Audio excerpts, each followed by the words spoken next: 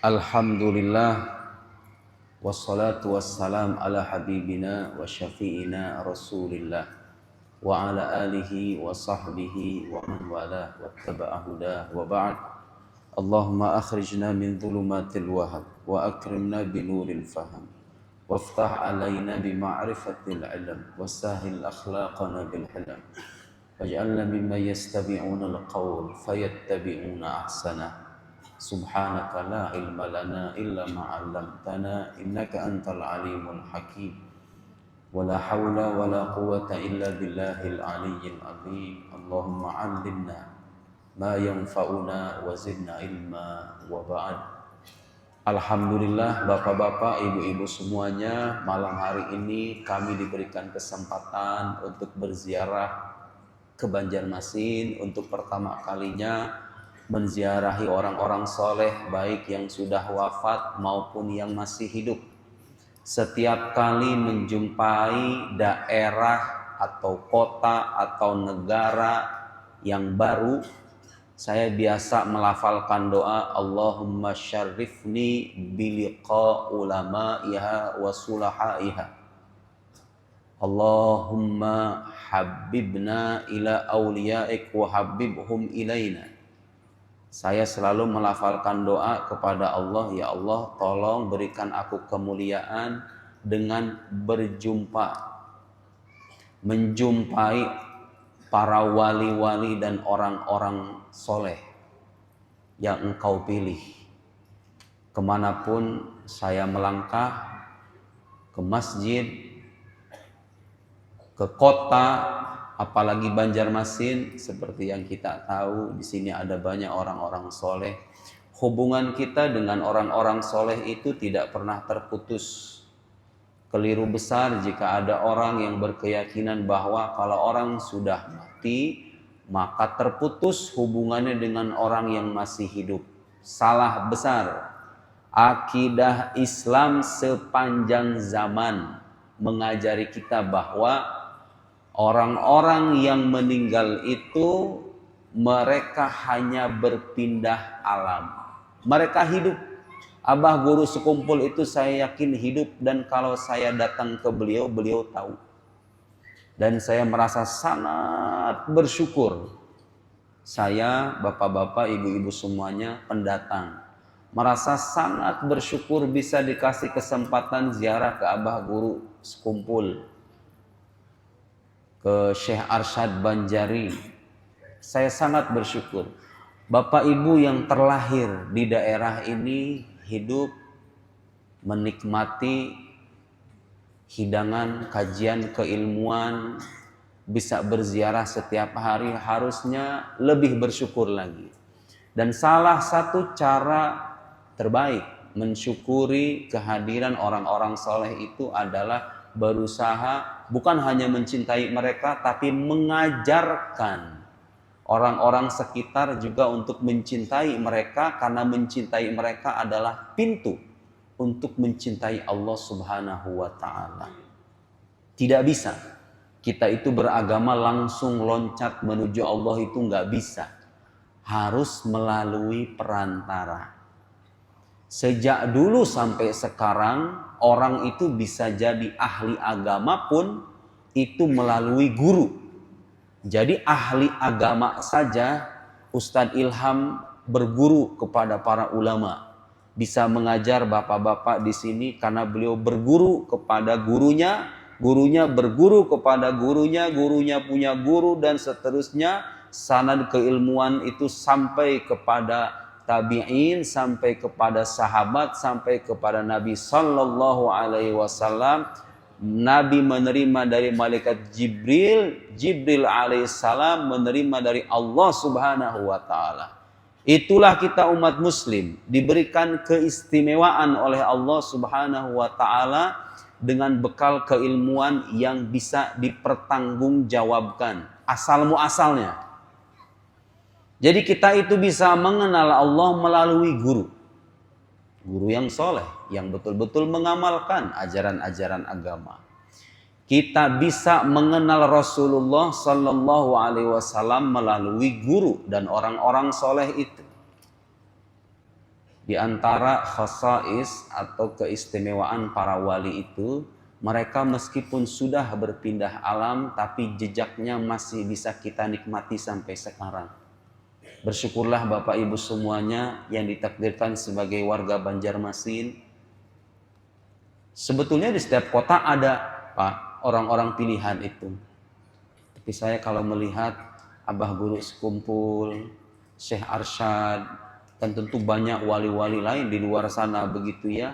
Saya kadang melihat ternyata kalau Allah sudah cinta dengan seorang hamba itu begitu. Hambanya sudah berpindah alam sekalipun, hati manusia itu dibuat tunduk kepada mereka. Jasad mereka sudah tiada, tapi jejak ruhani mereka itu masih kita bisa rasakan sampai sekarang. Bapak Ibu semuanya, ada satu pelajaran berharga yang saya dapat. Alhamdulillahirabbil alamin. Saya menceritakan ini tidak sama sekali dalam konteks membanggakan diri, tidak sama sekali, tapi saya diberikan nikmat oleh Allah untuk mengelilingi negara-negara non-muslim. Di Belanda, di Jerman, di Belgia, di Swiss, di Prancis, terakhir saya dari Jepang. Pelajaran paling berharga yang sampai detik ini saya rasakan, dan saya berharap kita keluar dari masjid ini merasakan pelajaran yang amat berharga ini. Ternyata Bapak Ibu semuanya, selama ini kita sholat, hidup di negara muslim, sholat tidak ada hambatan, menjalankan agama tidak ada tantangan. Kita hidup bisa mengaji, bisa sholat, bisa melakukan ritual keagamaan kita dengan penuh kebebasan. Tidak ada halangan, tidak ada tantangan. Di dalam hati kita tertanam cahaya asyhadu an la ilaha illallah wa asyhadu anna Muhammadar Rasulullah tanpa kita minta. Allah yang ngasih terlebih dulu. Sebetulnya bisa saja Bapak Ibu sekalian, kita ini ditakdirkan sebagai umatnya Nabi Musa, umatnya Nabi Isa, umatnya Nabi Ibrahim, Nabi Adam, Idris, Nuh. Bisa saja Allah memilih kita jadi umat dari Nabi terdahulu. Bersyukurlah, mari kita sama-sama bersyukur sedalam-dalamnya. Kita semua ditakdirkan sebagai umat Nabi Muhammad sallallahu alaihi wasallam. Ini bukan sembarang umat. Umat yang dinisbatkan kepada sebaik-baiknya Nabi, sebaik-baiknya makhluk, afdalul khalqi alal itlaq, sebaik-baiknya makhluk. Jadi kita ini mendapatkan kemuliaan bukan karena amal ibadah dan kesolehan kita, tapi karena kita awal mula-mula ditakdirkan bernisbat kepada sebaik-baiknya makhluk Nabi Muhammad sallallahu alaihi wasallam. Bapak Ibu semuanya, di negara-negara non-muslim itu orang udah nggak merasakan pentingnya agama. Agama itu terasa tidak bermakna, useless. Kalau kata orang Sunda, useless. Gak berguna, gak ada gunanya agama itu. Jadi kalau kita nanya ke mereka, agamamu apa? Kamu percaya Tuhan atau tidak? Mereka itu geleng-geleng kepala. Ngapain kamu nanya kayak gitu? Mereka tidak terbiasa. Tidak bisa merasakan spirit keadaan seperti yang kita alami sekarang, berkumpul sebagai sesama hamba Allah Subhanahu wa taala, sujud bersama-sama, menikmati keindahan dan kenikmatan ibadah. Mereka nggak merasakan itu. Yang mereka tahu dari agama itu adalah teroris, orang-orang yang suka berkonflik, yang berantem, ribut. Agama itu yang mereka tahu di media sosial saja. Yang mereka tahu tentang Islam adalah Islam yang sering diberitakan di media-media itu. Di agama yang mereka peluk, mereka nggak kunjung mendapatkan kepuasan. Buat apa saya beragama? Agama nggak ada mananya bagi kehidupan saya. Saya masuk ke gereja-gereja, gereja itu nggak serami masjid ini Pak. Gereja itu bisa dihitung jari orang-orang jemaahnya, cuma 2-3 biji doang. Masuk ke gereja di hari Minggu pula. Hari Minggu kan hari ibadahnya mereka, itu nggak ada isinya. Gereja-gereja besar, bahkan mungkin lebih besar dari ini. Gereja-gereja mewah warisan nenek moyang mereka terdahulu. Sekarang itu gereja udah ditinggalin. Sebagian gereja dipakai buat konser, musik. Tidak ada yang namanya ajaran menghormati agama. Biasa aja. Makanya Bapak kalau lihat orang barat mengejek Nabi kita Muhammad sallallahu alaihi wasallam, kita bisa paham tuh kenapa mereka bisa begitu. Karena bagi mereka nggak ada sesuatu yang suci dan sakral itu. Agama tuh kayak budaya aja, kayak adat istiadat biasa aja. Terus apa gunanya bagi kita yang sejak lahir menjadi muslim dan sampai sekarang Allah takdirkan kita sebagai muslim? Ternyata kita bisa merasakan mahalnya sesuatu itu ketika sesuatu itu tidak ada. Tidak ada orang bersujud kepada Allah. Oh, ternyata kalau kita sujud di sana rasanya nikmat. Bisa sujud itu nikmat sebetulnya. Selama ini kita nggak merasakan kenikmatan itu karena kita hidup di tengah orang-orang yang bersujud. Kalau kita melihat saudara, sebetulnya kasihan, Pak. Orang-orang di sana tuh kasihan. Saya tinggal di rumah salah seorang Indonesia yang sudah hampir 30 tahun di sana, di Jerman. Terus dia bilang, Ustadz, saya hakul yakin, itu teman-teman saya di pekerjaan saya, dia kerja di sebuah pabrik pesawat, pabrik pembuatan mesin pesawat, begitu beliau itu. Beliau bilang sama saya, Ustadz, kalau seandainya itu Rasulullah sendiri yang datang ke mereka, saya hakul yakin mereka itu pasti masuk Islam. Orang-orang baik hatinya seperti bersih, disiplin. Kalau kerja di sana itu katanya Pak, kalau kerja nggak ada cerita orang megang handphone. Handphone tuh dipinggirin semuanya, serius kerja itu. Makanya negaranya maju. Nggak pada suka main TikTok. Mau main Instagram ya nggak apa-apa.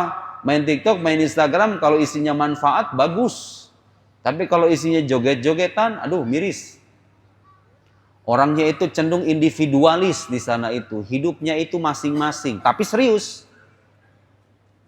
Jadi kita jangan berharap kalau ke sana ngetok rumah orang sana terus kita disapa dengan sapaan khas orang Indonesia, disuruh makan, disuruh mampir. Nggak ada Pak. Di sana orangnya individualis. Masing-masing. Saya, kamu. Gue, lu. Kan gitu kira-kira. Tapi mereka hidupnya serius. Kalau urusan bekerja serius. Bisa mengatur negara lebih baik ketimbang kita. Lihat Allah ngasih kelebihan duniawi. Ngasih kenikmatan duniawi kepada mereka. Jauh lebih banyak ketimbang kita. Tidak ada orang korupsi. Orang korupsi ada tapi dikit. Tidak ada korupsi. Orang-orang yang miskin diberikan kesejahteraan oleh negara secara layak, diberikan tunjangan. Orang-orang yang hamil diberikan gaji dari negara. Jadi ibu-ibu hamil itu digaji sama negara. Kenapa begitu? Karena mereka nggak punya motivasi punya anak, Pak. Bapak percaya nggak di sana tuh lebih suka orang miara anjing ketimbang miara manusia? Anjingnya itu dikasih stroller itu kayak bayi-bayi gitu. Mereka lebih suka miara hewan ketimbang miara manusia. Mereka nggak punya motivasi pengen punya anak. Lihat, di Indonesia nggak usah dikasih motivasi. Kelebihan penduduk kita itu. Mereka butuh penduduk. Jadi setiap tahun ternyata di Jerman itu katanya mereka itu meminta perawat saja, perawat di rumah sakit itu bisa 5.000 orang. Dari Indonesia, Vietnam, Filipina, dan lain-lain. Itu baru perawat, belum pekerjaan-pekerjaan yang lain. Mereka kan nggak mau kerja-kerja serabutan begitu. Dan ngomong-ngomong kerja serabutan di sana gajinya juga puluhan juta. Tidak ada kesenjangan sosial. Jadi Bapak kalau pergi ke negara-negara itu, hal positif yang bisa kita pelajari apa? Mereka bisa mengatur dunia lebih baik ketimbang kita. Gak ada kesenjangan sosial. Ini orang kaya banget, ini miskin banget. Padahal mereka gak punya agama. Tidak punya iman. Tidak punya iman, tidak beragama. Walaupun beragama, mereka beragama sebatas identitas saja.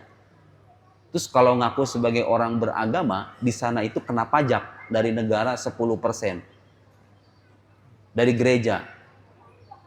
Itu pajak kalau ngaku sebagai orang beragama, orang Katolik misalnya, orang Kristen. Belum dengan pajak pekerjaan yang bisa sampai 30%.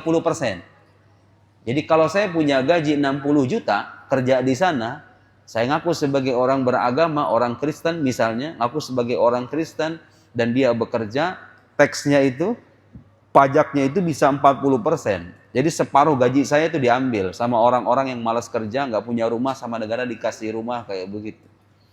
Solusi mereka untuk mengentaskan kesenjangan sosial. Negaranya teratur, rapi, disiplin, terdidik, tidak suka dengan kehebohan-kehebohan kayak di negara kita. Belum selesai satu kontroversi, datang gosip yang lain. Belum hatam gosip yang satu, datang gosip yang lain lagi. Hidup kita akhirnya habis buat membicarakan sesuatu yang gak penting-penting amat.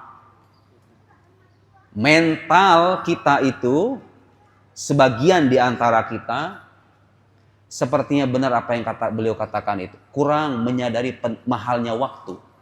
Waktu itu sangat mahal. Dan saya belajar bagaimana orang melihat mahalnya waktu itu dari orang-orang non-muslim itu. Dikasih sama Allah kenikmatan duniawi yang sedemikian berlimpah. Tapi mereka gak diberikan nikmat yang sekarang kita dapat. Nikmat apa itu? Nikmat iman, bersaksi tiada Tuhan selain Allah dan Muhammad sallallahu alaihi wasallam adalah utusan Allah. Soalnya kalau kita udah mati, ditinggalin tuh semuanya, yang ditanya pertama kali itu. Sekarang kita jumpai orang Islam sendiri yang hidupnya dibalik.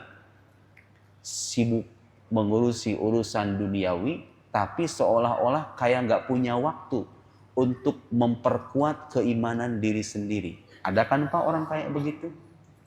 50-60 tahun ditanya, apa sifat wajib bagi Allah? Kenapa Allah itu harus ada? Kenapa Allah itu tidak bermula? Kenapa Allah itu harus berada dengan dirinya sendiri? Kenapa Allah harus maha kuasa, maha mendengar, maha melihat? Kenapa Nabi Muhammad disebut sebagai Nabi? Kenapa? Dan alasannya apa? Kenapa kamu percaya surga dan neraka? Kenapa harus menjadi muslim di saat banyak orang muslim gak bisa menjalankan agamanya? Negara muslim, negaranya korup kayak begini, ngapain kamu beragama? Sekarang itu banyak orang-orang Islam sendiri gak bisa jawab pertanyaan kayak tadi itu. Padahal itu nikmat besar. Sayangnya kita tidak menyadari nikmat itu karena kita hidup di tengah lingkungan orang-orang yang beriman. Kita bisa merasakan mahal dan nikmatnya sholat di saat orang-orang itu nggak menyembah Allah Subhanahu wa ta'ala. Nikmat sekali Bapak Ibu sekalian ternyata. Sholat. Kita bisa sujud, tunduk di hadapan Allah. Itulah kenikmatan yang sesungguhnya yang seringkali kita lupakan. Bapak Ibu sekalian, agama kita itu dibangun di atas dua fondasi. Satu fondasi rapuh, maka agama kita bisa runtuh. Satu, iman kepada keesaan Allah Subhanahu wa ta'ala. Kedua, iman akan kenabian Nabi Muhammad sallallahu alaihi wasallam. Tapi ingat, rukun iman gak cuma dua doang. Itu inti dari semua dasar keimanan. Tapi gak cukup dengan dua doang. Karena kalau iman kepada Allah berarti harus iman kepada kitab suci yang Allah turunkan. Iman kepada, di kitab sucinya disebutkan malaikat, berarti harus iman kepada malaikat. Disebutkan kisah para nabi terdahulu, harus iman kepada para nabi terdahulu. Bukan hanya Nabi Muhammad saja. Nabi Muhammad mengabarkan akan ada hari kiamat, kita juga harus beriman dengan hari kiamat. Tapi inti dari semuanya adalah iman kepada Allah, iman kepada Rasulullah sallallahu alaihi wasallam. Seseorang tidak akan sempurna agamanya kecuali hidup dengan dua fondasi ini. Gak bisa kita itu beragama mendekatkan diri kepada Allah saja. Gak bisa. Kalau kita menempuh cara beragama yang begitu, kita agamanya nanti pincang. Mendekatkan diri kepada Allah, gak bisa begitu doang. Harus hati kita ini diajak, dididik untuk dekat juga dengan perantara kita menuju Allah, yaitu Nabi Muhammad sallallahu alaihi wasallam.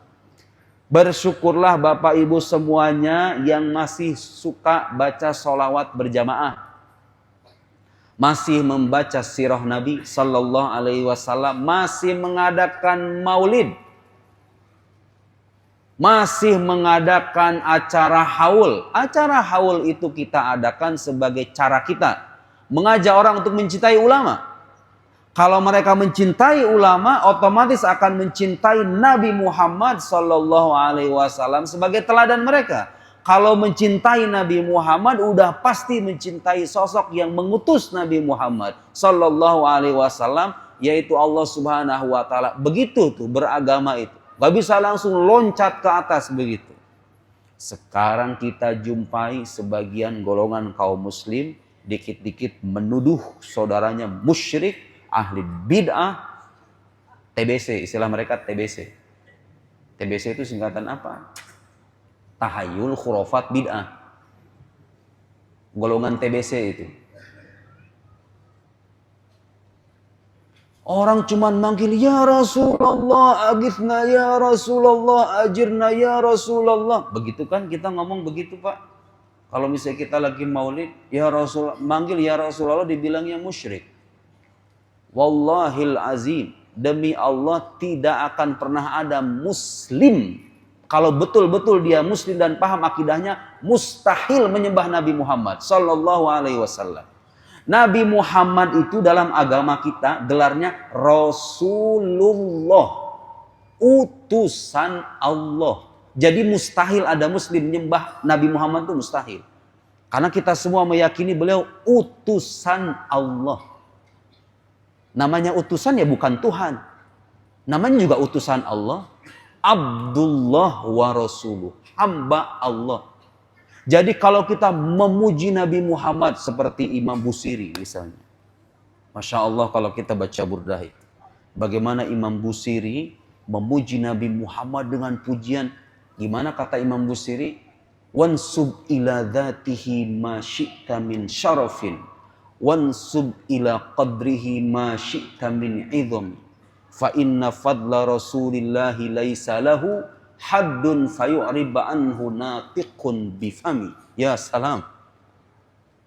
Kamu nisbatkan apa saja kemuliaan kepada Nabi Muhammad. Apa saja. Sebut Nabi Muhammad sebagai apa saja. Wansub ila qadrihi ma syi'ta min idhami. Kasih gelar keagungan apa saja. Beliau adalah makhluk pertama. Beliau adalah Nabi yang terbaik. Sayyidul kaunain, sayyidul thaqalain, afdol, apa saja. Kenapa? Fa inna fadla rasulillah laisa lahu haddun fayu'riba anhu natiqun bifami. Karena keutamaan Rasulullah itu gak bisa diungkapkan dengan lisan. Usia kita ini Pak, kalau disuruh membahas Nabi Muhammad dari awal sampai akhir dengan segala keistimewaan yang beliau miliki, gak akan pernah cukup. Huwa bashar lakal bashar. Beliau itu manusia. Sekarang ada muslim yang ngomong Nabi Muhammad itu manusia biasa. Nah, Nabi Muhammad itu manusia tapi tidak seperti manusia lainnya. Bukan manusia biasa. Ajari anak-anak kita untuk dekat dengan nabinya. Karena itu ternyata salah satu pegangan yang paling ampuh untuk menjaga mereka dari kekufuran. Orang kalau sudah cinta dengan Nabi Muhammad, mustahil, hatta walaupun datang 1001 orang ateis sekalipun, gak akan jadi kufur dia. Karena sudah cinta pada kekasih Allah Subhanahu wa ta'ala, mustahil.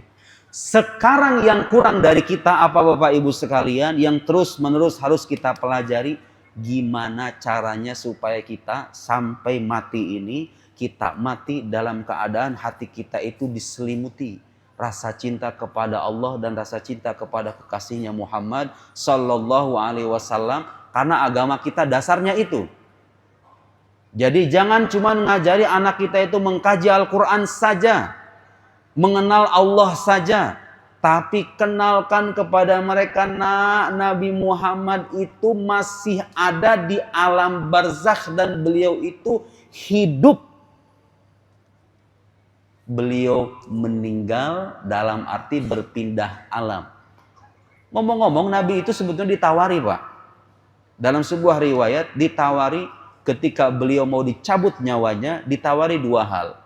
Al-baqa fid dunya wa intiqal ila rafiqil a'la. Ditawari mau kekal di dunia, kan ada nabi yang sampai sekarang masih hidup.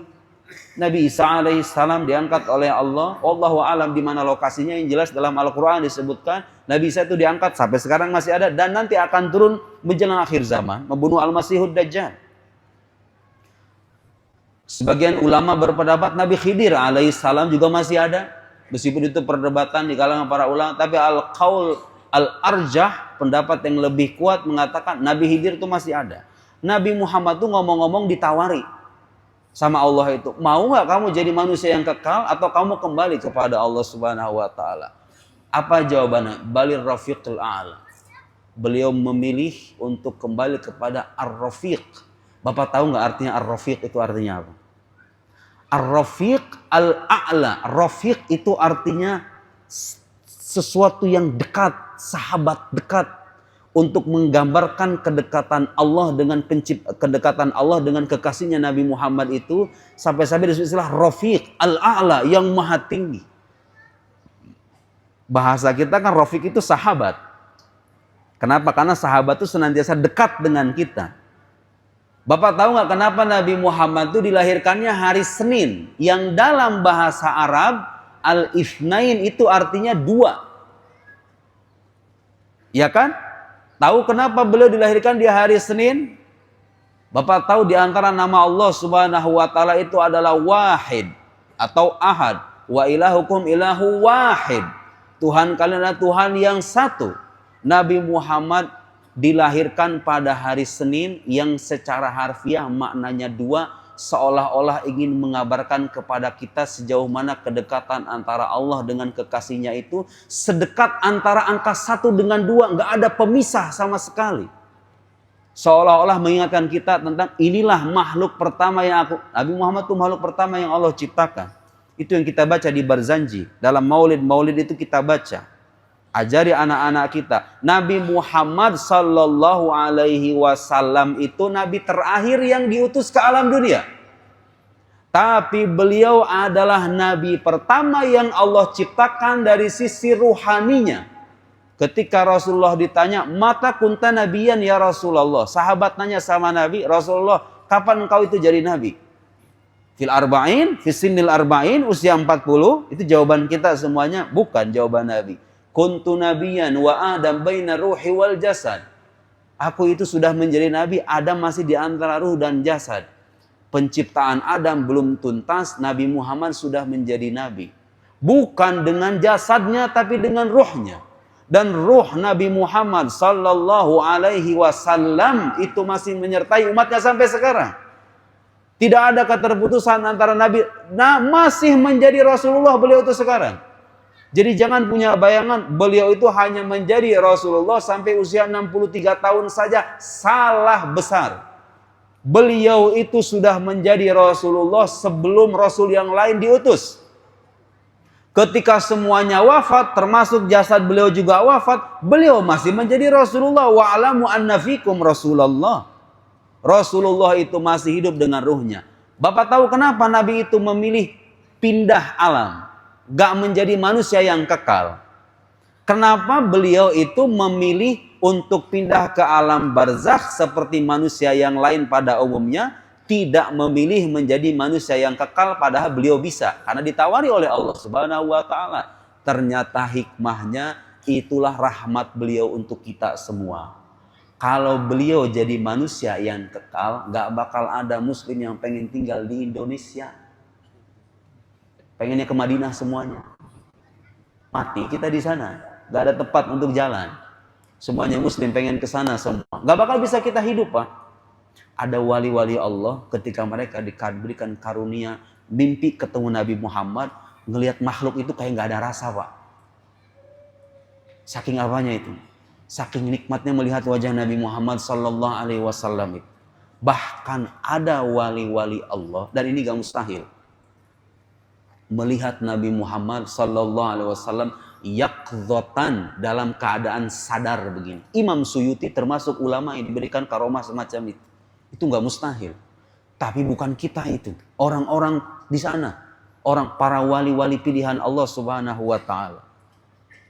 Beliau memilih pindah alam, hidup dengan ruhnya bukan dengan jasadnya, karena dengan cara begitulah beliau bisa berhubungan dengan semua umatnya.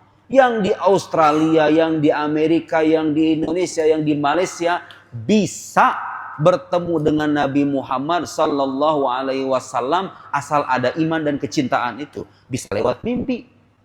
Bisa orang di satu malam melihat mimpi Nabi Muhammad di jam yang sama, di momen yang sama, di negara yang beda-beda.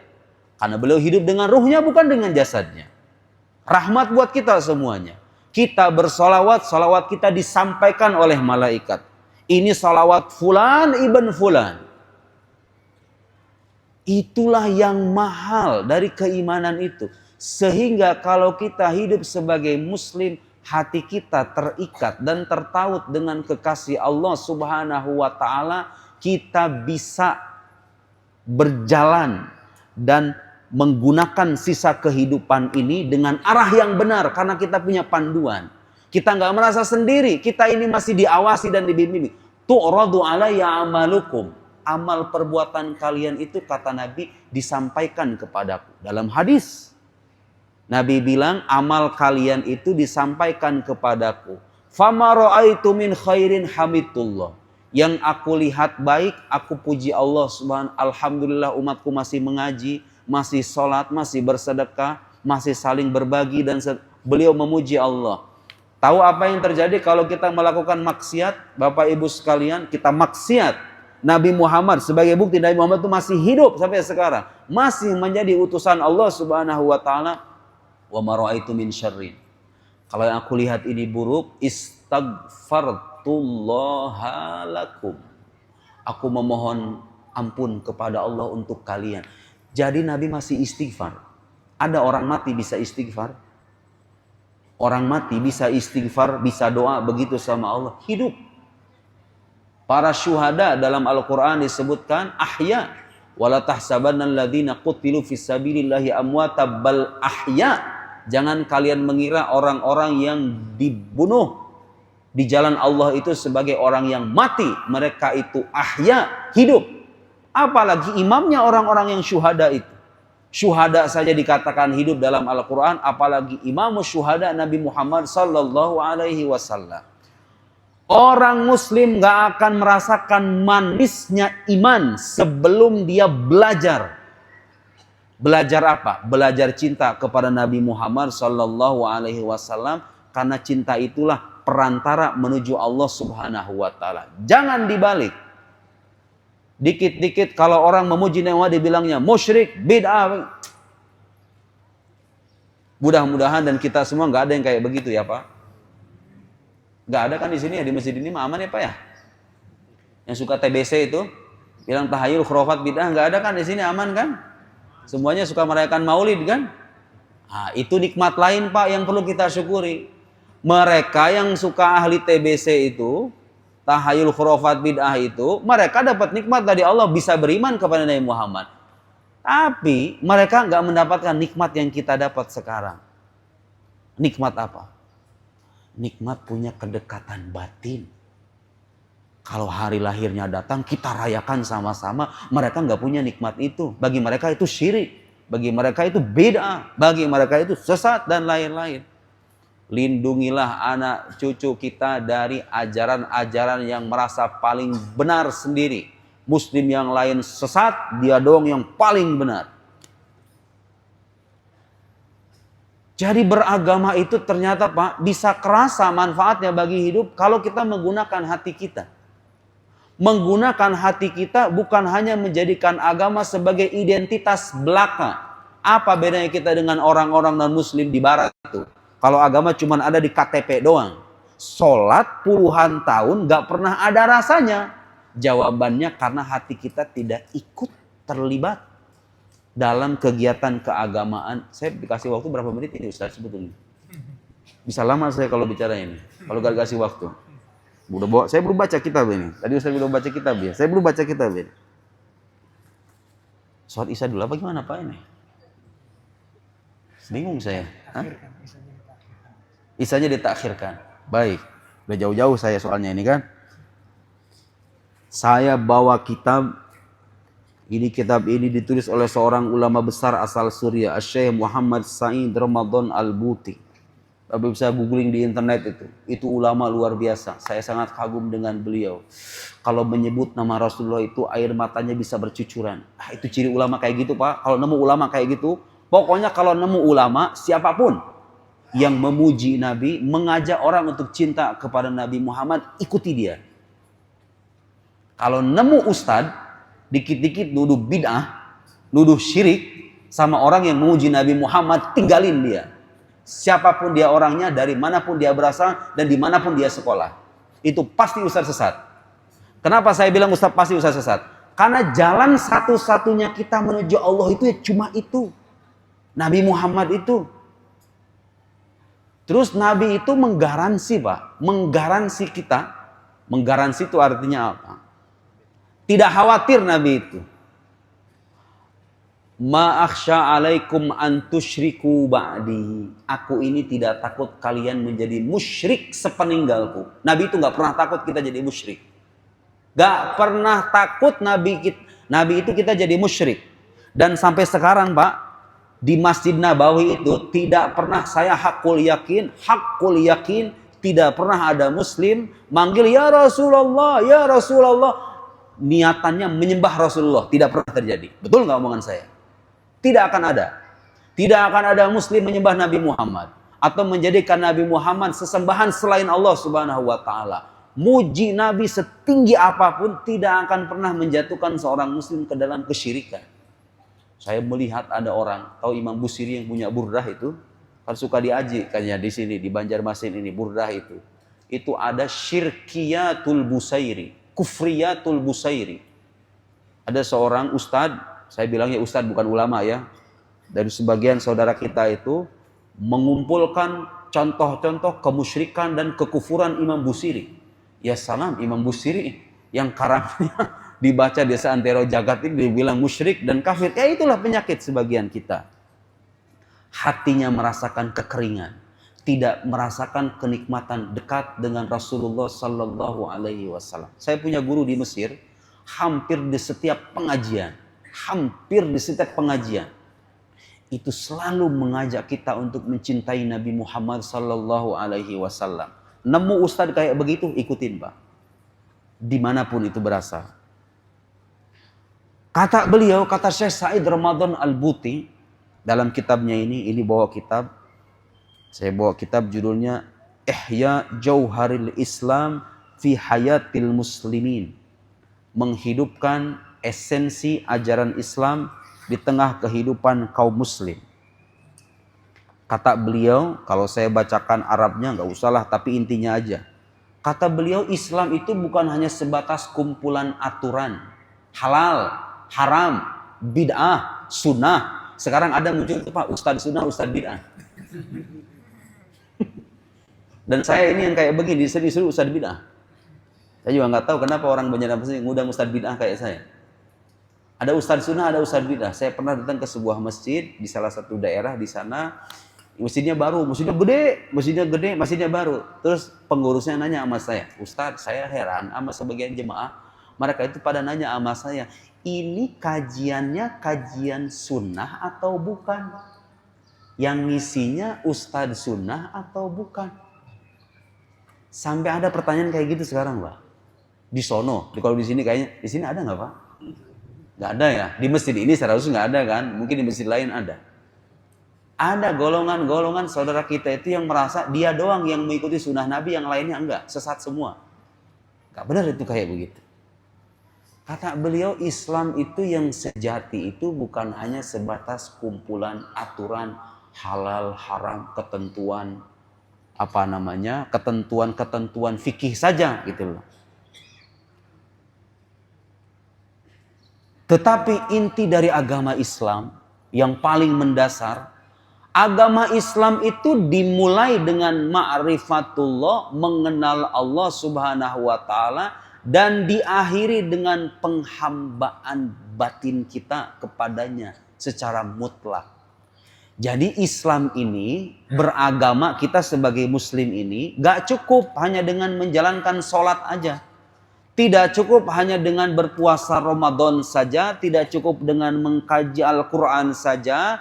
Tapi esensi atau inti dari berislam itu adalah al-khudu wal inqiyad, ketundukan, kepasrahan batin kita, totalitas kita, bukan fisik kita saja, tapi ketundukan kita kepada Allah Subhanahu wa taala secara batiniah, secara lahiriah. Itulah inti ajaran Islam. Jadi jangan sekali-kali melihat orang itu mulia dengan amal ibadahnya semata. Saya tahu di hadapan saya ini ada mungkin pekerja-pekerja, aduh Ustadz, kalau tahajud mah saya udah capek, pekerjaan udah banyak siang hari. Kalau misalnya pagi mau duha juga susah. Ada yang kerjanya di pabrik, ada yang kerjanya di kantoran, di perusahaan. Dia itu kerjanya setiap hari ya begitu, berangkat jam 7, balik jam 5. Mau ibadah sunnah itu bawaannya udah capek duluan. Bapak yang kebetulan punya pekerjaan kayak begitu, jangan pernah berkecil hati. Yang Bapak lakukan setiap hari itu, dari mulai berangkat membawa kendaraan, di sana bercucuran keringat, pulang membawa nafkah untuk keluarga, yang Bapak lakukan itu perjengkalnya itu akan terhitung sebagai ibadah, dan Bapak bisa menjadi orang yang mulia di hadapan Allah Subhanahu wa taala selama ada ketundukan batin itu kepada Allah Subhanahu wa taala, merasa aku adalah hambanya, Allah memintaku bekerja, aku bekerja. Itu muslim yang tidak kalah mulia dan derajatnya tidak kalah tinggi di sisi Allah ketimbang muslim-muslim yang sholat ratusan rakaat di dalam masjid tapi suka mencaci maki sesamanya di media sosial. Dan itu banyak.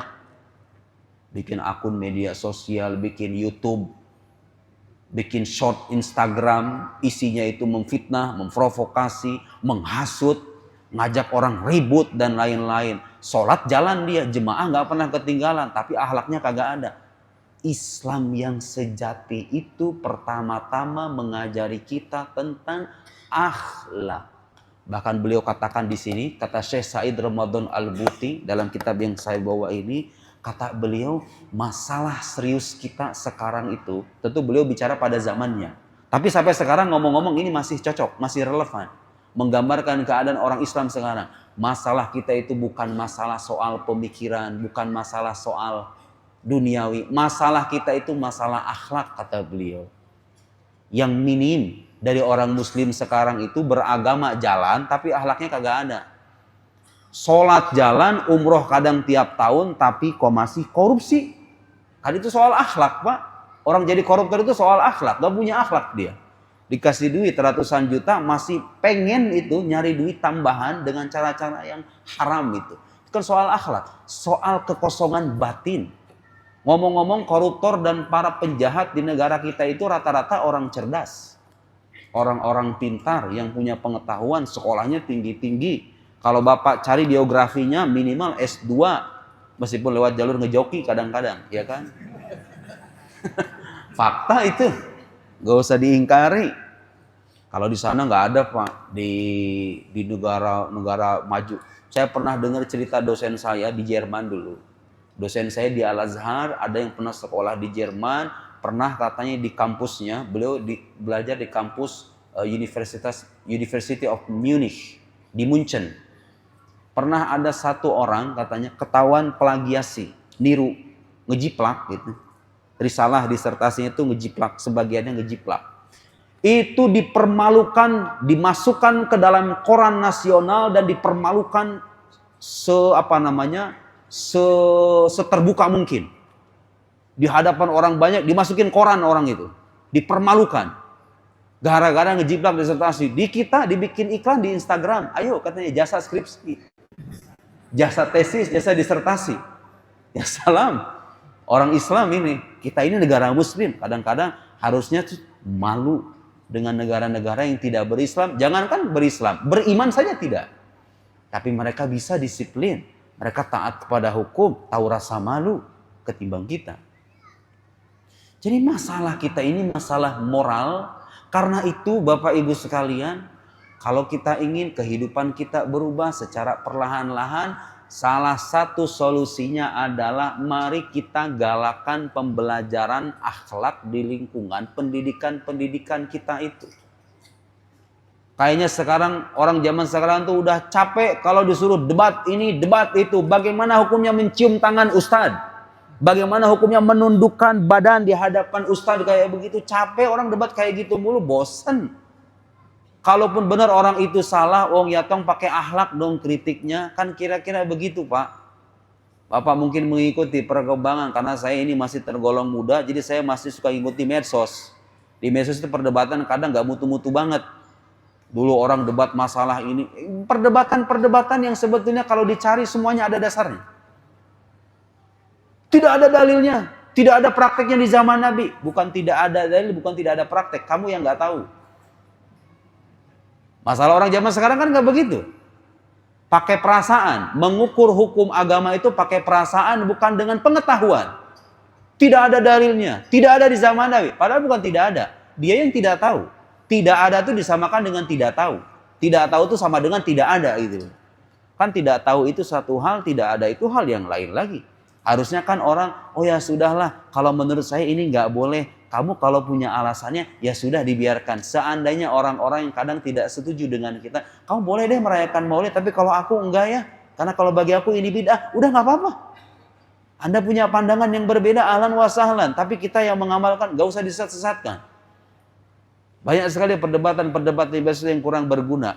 Dan sebagian besarnya itu dibungkus perdebatan-perdebatan yang menghabiskan usia kita itu dengan perkataan dan narasi yang tidak berakhlak. Dan pintu atau kunci yang paling penting yang harus kita sadari bersama kalau kita ingin memperbaiki akhlak kita itu gak ada jalan lain kecuali menumbuhkan rasa cinta kepada Nabi Muhammad sallallahu alaihi wasallam dan tentunya mencintai orang-orang yang mewarisi ajaran beliau, yaitu para ulama, orang-orang soleh yang mereka hidup berkhidmat menghabiskan usianya untuk kita semuanya.